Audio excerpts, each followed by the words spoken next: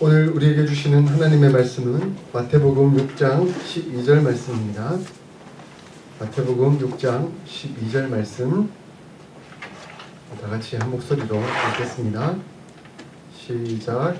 우리가 우리에게 죄 지은 자를 사하여 준 것 같이 우리 죄를 사하여 주시옵고. 아멘.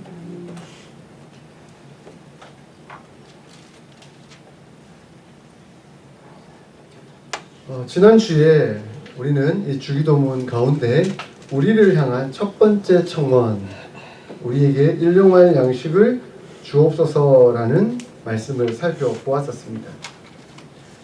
우리에게 일용할 양식을 주시옵소서라고 하는 이 고백 내에는 하나님만이 우리의 모든 것 되십니다. 나는 하나님만을 의지하고 믿음의 고백을 드리며 은혜로 살아갑니다 하는 그 신앙 고백이 담겨져 있는 것이죠. 예수님께서 우리에게 일용할 양식을 주옵소서라고 기도하도록 가르치신 것은 우리에게 있어서 가장 견고한 우상이 무엇인가? 돌이나 조각, 나무 그러한 것들 우상이 아니라 맘모니즘, 곧 물질주의가 우리에게 있어서 가장 견고한 우상이라는 것을 말씀해 주고 있습니다. 그러니까 이 물질주의, 맘모니즘, 곧 돈을 사랑하는 그것이 가장 절실한 형태의 우상 숭배로 나타나고 있다는 것입니다. 돈을 의지하면서 하나님을 의지하지 못하게 하고 하루하루 하나님께서 주시는 일용할 양식에 만족하지 못하게 하면서 자연적으로 물질을 더 의지하게 하고 탐욕하게 하며 그러므로 나를 의지하게 만들게 되는 것입니다.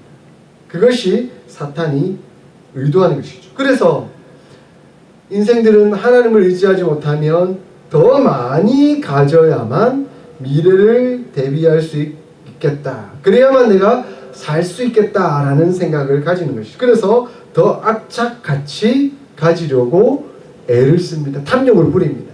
자, 이렇게 악착같이 가지려고 탐욕하고 애를 쓰면 결국 그것은 남과의 경쟁 상황에 빠져들게 되는 것입니다. 제로섬이라는 말 들어보셨어요? 결국 합하면 0이 된다는 거죠. 그런데 누군가가 플러스 1, 플러스 2를 가지면 누군가는 마이너스 1, 마이너스 2가 되는 거죠.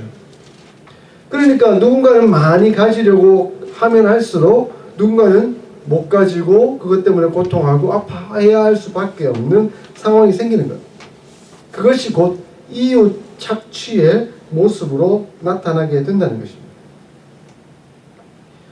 결국 그런 자세를 갖게 되면 자연스럽게 물질에 대한 욕망 때문에 이웃 것을 탐내게 되고 이웃의 것을 더 많이 가지려고 애를 쓰고 착취하는 자세를 취하게 되는 것입니다. 남의 것을 더 많이 빼앗아야만 나의 것이 더 많아지니까 결국 물질주의 우상 숭배는 이웃 착취, 이웃 파괴로 나타날 수 있다는 것입니다. 하나님 우리를 그것에서 아주 경계하도록 만들고 계십니다. 반면 하나님에 대한 의존과 헌신, 즉 초월의 하나님이 우리의 아빠 되시고 그 아빠 되신 하나님이 우리의 모든 것을 공급해 주신다라고 믿는다고 한다면 나는 하나님께서 베풀어 주시는 그 생명의 떡으로 살겠다 하는 그 삶의 자세를 가질 수 있게 됩니다. 이와 같은 하나님의 무한하신 부요에 덧입어 사는 삶의 자세는 우리로 하여금 이웃에 대해서 돌보고 그들에게 대해서 너그럽고 관대하게 대할 수 있으며 나눌 수 있는 삶의 자세를 갖게 하는 것입니다. 여기서 이웃 사랑의 자세가 나오는 것이죠. 하나님을 사랑하고 하나님을 믿고 하나님을 신뢰하고 하나님 공급해 주심을 바라보고 은혜로 살아가면 그것에 만족하고 감사하기 때문에 자연스럽게 이웃 사랑이 함께 이루어질 수 있다는 것입니다. 결국 하나님에 대한 절대적 신뢰와 믿음은 이웃 사랑으로 이어지게 됩니다. 이것은 곧 일용할 양식에 감사하며 하나님을 의지하는 사람은 자연히 이웃을 사랑하고 이웃에 대하여 너그럽고 관대하며 친절한 태도를 가진다는 것입니다. 그래서 그리스도인들은 옛적부터 초대교회 시절부터 없으면 없는 대로 함께 나누고 가난하고 어려운 사람들을 돕고, 그죠? 구약 성경에서도 고아와 과부들에게는 떨어진 이삭들은 주워 가지도 않고 우리가 그들을 먹여야 되니까 그러한 자세로 살았던 것이죠. 그러므로 일용할 양식에 대한 청원은 자연스럽게 이웃 사랑에 대한 청원, 그 이웃 사랑의 청원은 결국 용서와 연관되는데 이 용서에 대한 청원으로 이어지게 됩니다. 그래서 예수님은 우리에게 일용할 양식에 이어서 용서를 위한 기도를 하도록 요청하고 있습니다. 우리에게 일용할 양식을 주시옵소서라고 그렇게 기도했다고 한다면 그 다음 우리가 우리에게 죄 지은 자를 사하여 준 것 같이 우리의 죄를 사하여 주시옵소서라고 기도하도록 하나님은 요청하고 있다는 것입니다. 그러므로 예수님께서 가르쳐 주신 이 용서를 위한 청원 기도에는 하나님 사랑과 이웃 사랑이 동시에 들어 있습니다. 이 주기도문 안에는 하나님이 말씀하신 말씀의 계명의 의미들이 무엇인지 하는 것을 그대로 다 설명해 주고 있는 거죠. 성경의 핵심 요약이 하나님 사랑, 이웃 사랑 아니겠습니까? 그죠? 그 하나님 사랑, 이웃 사랑이 바로 이 기도문 안에 다 담겨져 있는 것입니다. 그러므로 일용할 양식을 구하는 것은 하나님에 대한 신뢰이고 용서를 구하는 기도는 이웃 사랑의 실천이 되는 것입니다. 일용할 양식이 없이는 살아갈 수 없듯이 용서가 없이는 살아갈 수가 없습니다. 여러분, 우리 일용할 양식 먹는 것 없이 며칠이나 살 수 있을까요? 예수님은 40일간 금식을 하셨고 실제로 40일 금식하는 사람들도 가끔 있었는데 40일 금식하셨다가 돌아가신 분들도 많이 있어요. 그래서 40일까지 금식하면 안 되는 것 같아요. 예수님 따라하다가 큰일 당하는 상황을 많이 만나는 것 같아요. 그래서 보통 한 30일 이상 넘어가면 사람은 거의 아사한다라고 보여지는 것 같습니다. 그렇게 일용할 양식이 없이는 죽을 수밖에 없듯이 이 용서는 마치 우리 폐에 꼭 필요한 신선한 공기와 같다라고 설명을 합니다. 그러니까 우리 폐에 날마다 신선한 공기가 채워져야 하듯이 이 용서가 없으면 우리 영혼이 질식하고 말 것이다 라고 가르쳐 주고 있습니다. 신선한 공기 없으면 우리는 호흡 못하고 죽잖아요. 그죠? 그러니까 이 용서의 삶을 통해서 하나님은 우리가 은혜로 살아가도록 요청하고 있습니다. 그래서 예수님은 누가복음 10장 27절에 보니까 내 마음을 다하며 목숨을 다하며 힘을 다하며 뜻을 다하여 주 너의 하나님을 사랑하고 또한 내 이웃을 내 자신과 같이 사랑하라 라고 말씀하고 있는 것입니다. 곧 하나님을 사랑하고 이웃을 사랑하는 것이 일용할 양식과 용서와 같은 청원으로 연결되어 있는 것입니다. 하나님을 사랑하는 사람이라고 한다면 자연적으로 사람을 사랑하고 그를 시기하고 질투하며 그와 경쟁하기보다는 그를 용서하고 이해하며 사랑하려는 태도를 가지게 되는 것입니다. 그러므로 사도 요한은 요한 1서 4장 20절에서 누구든지 하나님을 사랑하노라 하고 그 형제를 미워하면 이는 거짓말하는 자니 보는 바 그 형제를 사랑하지 아니하는 자는 보지 못하는 바 하나님을 사랑할 수 없느니라 라고 말씀합니다. 형제 사랑하지 않으면 형제 사랑하지 않으면서 하나님 사랑한다라고 말하는 것은 곧 거짓말이 된다라고 가르쳐주고 있습니다. 우리가 그리스도인으로 부름을 받았고 하나님의 계명을 따르는 사람이라고 한다면 우리를 통해 형제 사랑, 이웃 사랑의 모습이 나타나야 합니다. 그것이 자연스러운 결과여야 합니다. 혹 내가 미워하는 사람이 있지는 않는지 그로 인해 고통하며 괴로워하며 또한 그를 저주하고 살고 있지는 않는지 우리는 살펴보아야만 합니다. 우리 많은 사람들은 나는 뭐 그래도 쿨합니다. 나는 뭐 대범합니다. 나는 뭐 다 용서했고 뭐 용서할 사람 없습니다.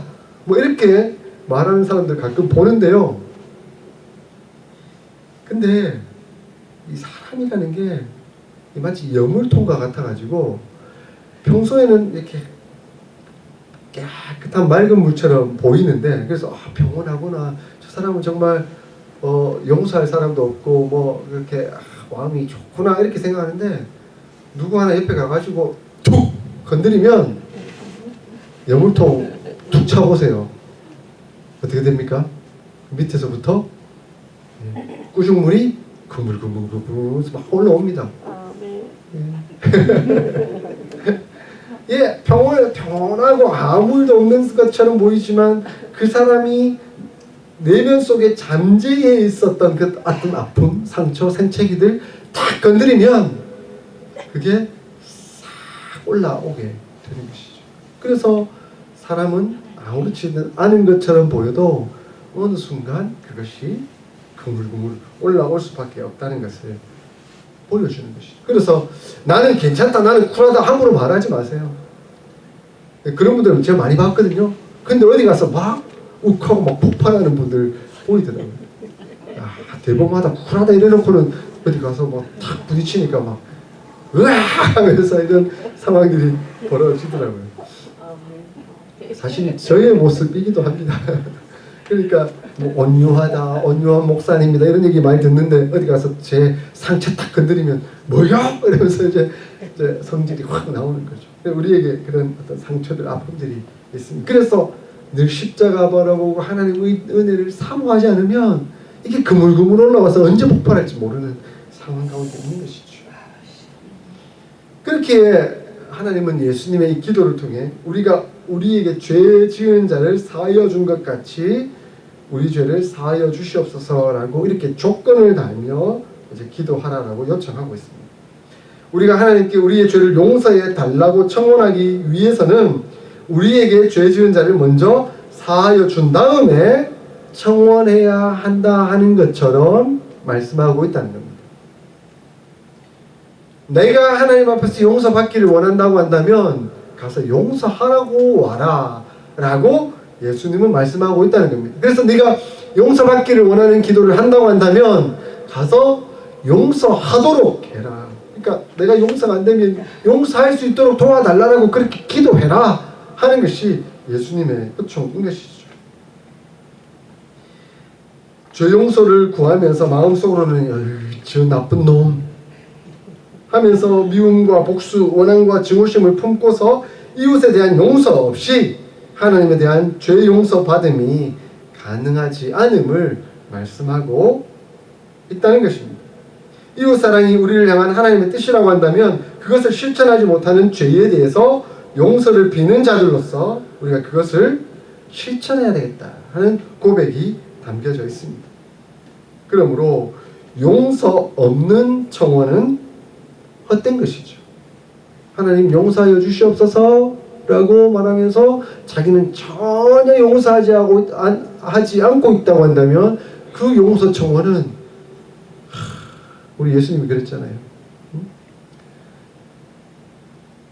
100달란트 빚진 자, 10,000달란트 빚진 자, 자기한테 100달란트 빚진 자를 악착같이 잡아 때려가지고 다 받아내면서 10,000달란트 빚진 거 용서해 달라고 요청하는 그것은 정말 어처구니 없는, 그죠? 말도 안 되는 소리가 되고 말지 않습니까? 그래서 나중에 하나님이 그 사실을 알게 된다면, 하나님 다 알고 계시죠 벌써. 알고 계신다고 한다면 참 부끄러운 일이 되고 말 것입니다. 그러므로 용서 없는 용서 청원은 헛되고 맙니다. 그런데 이러한 해석 가운데 또 한 가지 우리가 주의해야 할 점은 있습니다. 이 본문을 해석함에 있어서 어려운 점을 하나 만나게 되는데, 그것은 하나님께서 우리의 죄를 용서함에 있어서 우리 자신의 모범을, 우리 의를 내세우는 것 같은 어감이 있지는 않는가 하는 것입니다. 그러니까 하나님 죄 용서해 주세요 라고 기도하긴 하는데, 어디 가서 네 용서해 줬습니다, 하나님 저 다 용서해 줬어요, 그러니까 내 죄 용서해 주세요 라고 요청하는 느낌이 있다는 겁니다. 좀 가당합니까? 아니 다 용서해줬으니까 하나님도 나 용서해줘야죠. 하나님 그거 당연한 거 아닙니까? 또 그렇게 말씀하셨잖아요. 자, 이렇게 예수님의 기도가 의도된 것일까요? 아닐 것입니다. 우리는 정말 용서받을 수 없는 죄를 가지고 있는 죄인들입니다. 우리의 자그마한 그 용서가 우리의 모든 죄를 용서받을 수 있을 만한 그러한 모든 것이 되지는 못하는 것이죠. 우리는 연약한 죄인일 뿐인데 무슨 의가 있어서 그렇게 하나님께 함부로 청구할 수가 있겠습니까? 이에 대해서 그 미국의 풀러 신학대학원의 김세윤 박사님께서 이제 좀 해석을 해놓으셨는데 좀 공감이 가더라고요. 여기 본문에 나타난 용서의 청원에 관한 동사로 사용된 것은 동시성의 완료형이다라고 말씀하고 있습니다. 그러니까 이 동시성의 완료형으로 보아야 하는데 이것을 다시 해석해 보면 하나님 우리의 죄를 용서해 주시옵소서. 그와 동시에 우리도 우리에게 빚진 자들 죄들을 용서하겠나이다 라는 뜻이라는 겁니다. 그러니까 우리가 하나님 앞에 하나님 용서해 주세요 라고 요청하면서 그러면서 나에게 빚지거나 용서받아야 될 사람들도 동시에 생각해 보면서 하나님 나의 죄를 다 용서해 주시니 나도 그들을 다 용서하겠습니다 하는 그 고백을 함께 담아서 청원을 올려드린다는 겁니다. 좀 이해가 되세요? 예, 그러한 기도로 드려야 한다는 것입니다. 그래서 어디 가서 하나님 내 용서해 줬으니까 하나님도 당연히 용서해 주세요 이렇게 하는 것은 교만입니다. 자기의죠. 우리는 어떤 의도 없습니다. 죽을 수밖에 없는 죄인이죠. 그러나 하나님의 용서가 너무 크니 저도 용서할 수밖에 없습니다. 그래서 저도 용서의 삶을 살겠습니다. 이런 고백을 드려야 한다는 것입니다. 이것은 죄 용서 청원에 있어서 부수적인 서양이라고 볼 수 있습니다. 다만 십자가의 사랑으로 말미암은 죄 용서의 은혜를 입은 자라고 한다면 동시적으로 은혜에 감사하고 감격하여 용서할 수밖에 없는 삶을 살아간다는 것입니다. 그 큰 사랑, 그 큰 은혜, 그 큰 용서 우리가 다 받았는데 무엇 용서하지 못할 것이 있겠냐 하는 그 고백인 것입니다. 그러므로 성령으로 충만하면 용서의 삶을 살게 되는 것이죠. 성령 충만 원하시죠? 네, 늘 성도들 다 하나님 우리 성령 충만하게 하여 주시옵소서 성령님으로 충만하게 하여 주시옵소서 하고는 저 미국 사람 나 용서 못해 이러고 있으면 이게 성령 충만이 안 되는 거죠. 성령님께서 우리 충만해서 용서해라라고 말씀하시는데 난 그거는 못해요 하면서 그러면 그것은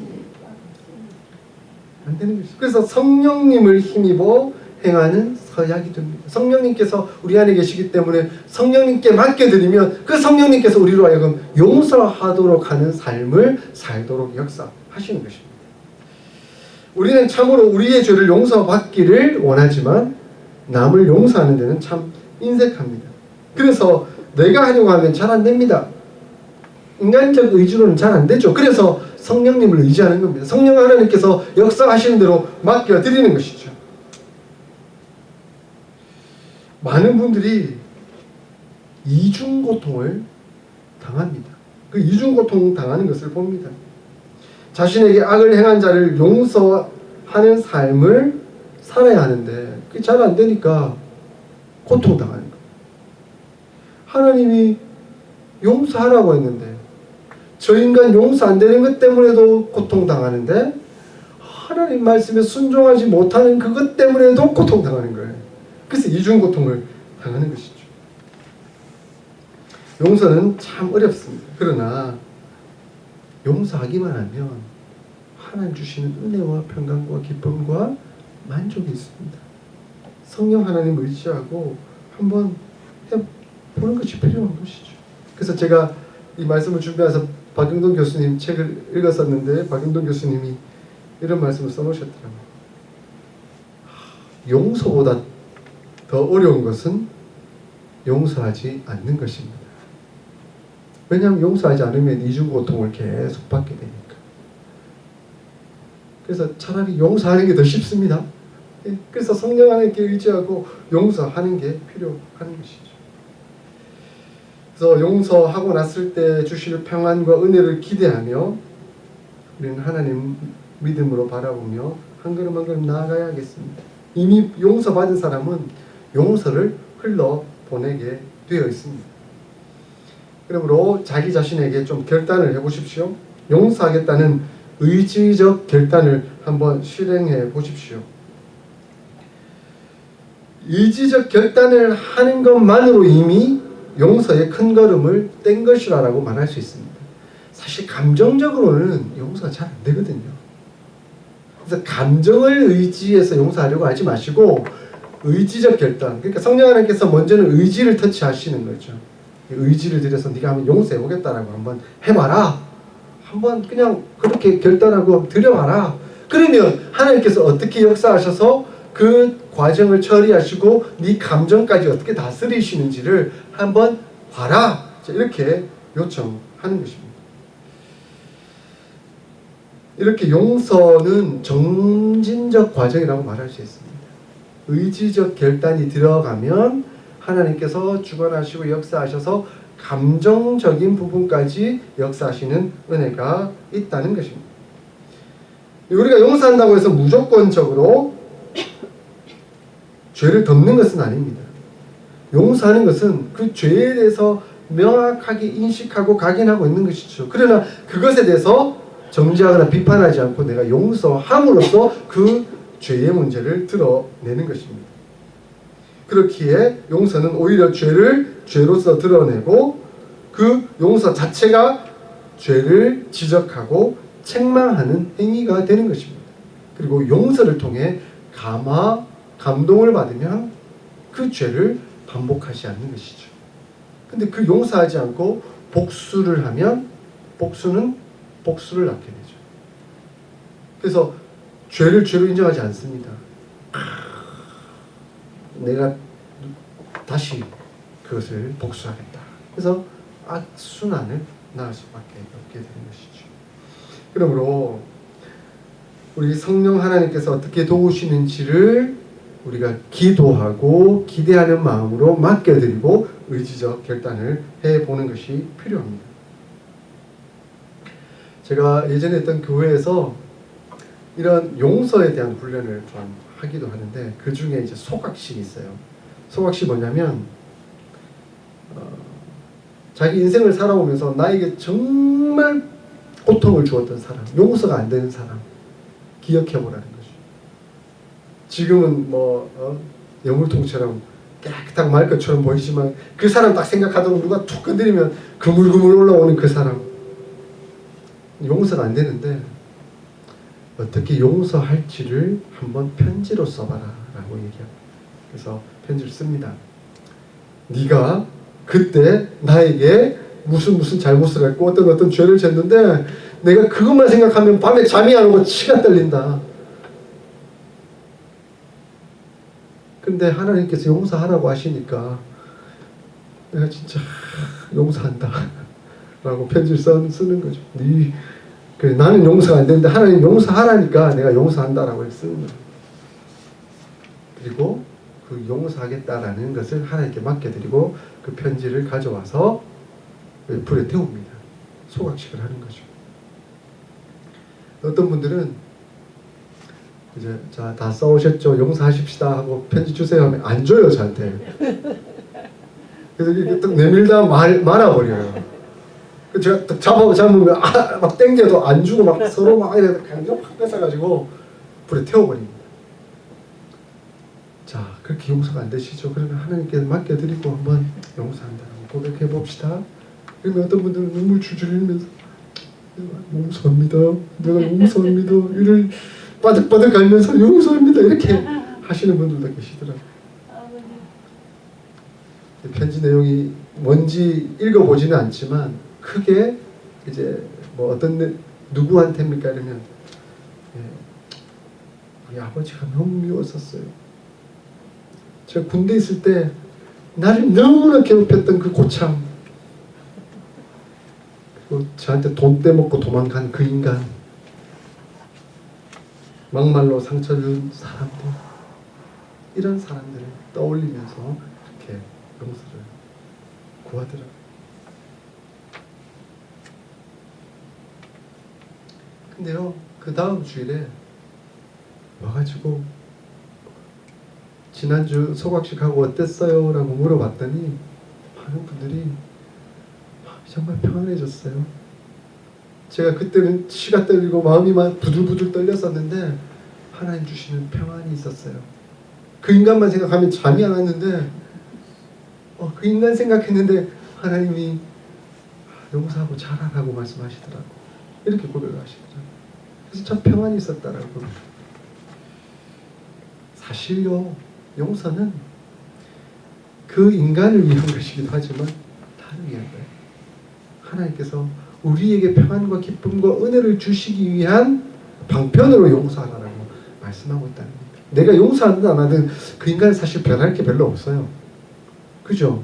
근데 용서했다면 아이고 고맙다 뭐 이렇게 할지는 모르겠습니다만은, 그러나 용서하면 하나님 우리 마음을 만져주세요.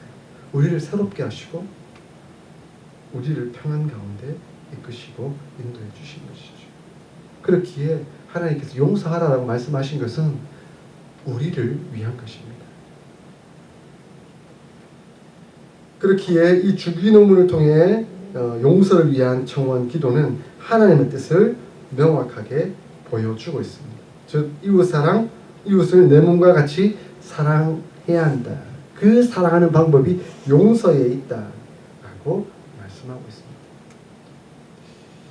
우리 하나님은 우리 죄를 기억하지 않으시는 분이세요. 얼마나 큰 사랑이고 큰 용서입니까? 이사야서 43장 25절에 나는 나를 위하여 내 허물을 도말하는 자니 내 죄를 기억하지 아니하리라 라고 말씀합니다. 예레미야서 31장 34절에도 우리 죄를 기억하지 않으신다라고 말씀합니다. 근데 사실 하나님께서 우리 죄를 모르실까요? 기억하지 않으실까요? 네, 아니죠. 우리 하나님 전능하신 하나님이신데 다 아시죠. 다 기억하시죠. 그런데 하나님도 의지적 결단을 하시는 거예요. 네 죄를 내가 의지적으로 기억하지 않겠다. 네 죄를 내가 의지적으로 다 잊어버리겠다라고 말씀하고 있는 것이죠. 그래서 우리 이것의 이중적 전능성이 드러나는 거죠. 하나님은 모든 것을 다 아시고 모든 것을 기억하시지만 모든 것을 다 잊어버리고 모든 것을 다 기억하지 않겠다. 완전한 기억과 완전한 그 기억을 지워버리는 것이 동시적으로 나타나는 것이죠. 그래서 우리 하나님은 이중적 전능성이 있습니다. 우리 하나님은 그것을 다 잊어버리고 기억하지 않겠다 했는데 사탄은 그걸 기억하게 만드는 거죠. 자꾸 우리 가슴에 여물통을 발로 차듯이 퉁퉁 건드리는 거죠. 그래서 우리로 하여금 깨끗해졌는데도 불구하고 그것을 자꾸 그물그물 올라오도록 만들어 버리는 거죠. 그래서 야, 니도 용서 못 받고 니도 용서 못 하잖아 하고 그렇게 자꾸 만들어 버리는 거죠. 그래서 우리로 하여금 죄책감에서 헤어나오지 못하도록, 자유하지 못하도록 만들어 버립니다. 거기에 대해서 연연해할 필요가 없습니다. 하나님은 기억하지 않으시겠다라고 약속하셨잖아요. 그리고 하나님은 예수 그리스도의 보혈을 통해 우리의 모든 죄를 다 깨끗하게 해주셨잖아요. 그럼 우리는 그것에 감사하고 기뻐하며 영광스러운 은혜의 삶을 살고 자유로운 삶을 살아가면 됩니다. 그리고 하나님이, 예수님이 보여주신 대로 우리는 용서하는 삶, 자유하도록 하는 삶을 함께 살아가면 됩니다. 그렇기에 우리는 이 용서하는 기도를 계속해서 올려드릴 수 있기를 바랍니다. 기도는 용서하기 위한 몸부림이기도 합니다. 아까 누누이 말씀드렸지만 복수의 본능에 충실하고픈 우리 자신들을 보면서 우리는 싸워 나가야 합니다. 아니야. 성령 하나님을 의지하고 나는 용서해야 해. 용서할 수 있어. 이렇게 싸워 나가야 하는 거죠. 근데 그 싸움이 바로 기도입니다. 기도할 때 그 싸움에서 이길 수가 있는 것이죠. 우리 안에 있는 미움을 밀어내고 하나님을 초청하는 싸움입니다. 우리 안에 보복하려는 본능이 용서하시는 그리스도의 본능으로 바뀌는 것을 바라는 것이 바로 기도입니다. 기도는 이러한 능력이 있습니다. 그러므로 용서는 기도의 열매입니다. 여러분들이 잘 용서하시는 분이라고 한다면 여러분은 기도의 사람일 것입니다. 왜냐하면 기도하시는 분은 늘 용서의 삶을 살아갈 테니까요. 사랑하는 성도 여러분, 우리에게 용서가 필요한 분들이 누가 있는지를 한번 떠올려 볼 수 있기를 소원합니다. 아니, 내가 용서를 구해야 할 분들이 있을지도 모르겠습니다. 내가 맨날 용서한다고 말하지만 어쩌면 내가 용서를 구해야 할 사람이 있을 수도 있어요. 내가 오늘도 잘못을 사람들에게 많이 하잖아요. 그런데 우리가 하나님의 사랑으로 용서를 받고 다른 사람을 용서해 갈 때 하나님은 우리를 용서하실 뿐만 아니라 또 다른 사람으로부터 용서받을 수 있는 은혜도 함께 베풀어 주십니다. 그러므로 그 안에서 진정한 평화와 기쁨과 은혜와 감사가 넘칠 수 있도록 도와주시는 것이죠. 우리 모두가 이 하나님 사랑, 이웃 사랑을 실천함으로 하나님의 뜻을 아름답게 이루어갈 수 있기를 주의 이름으로 축원드립니다. 아멘.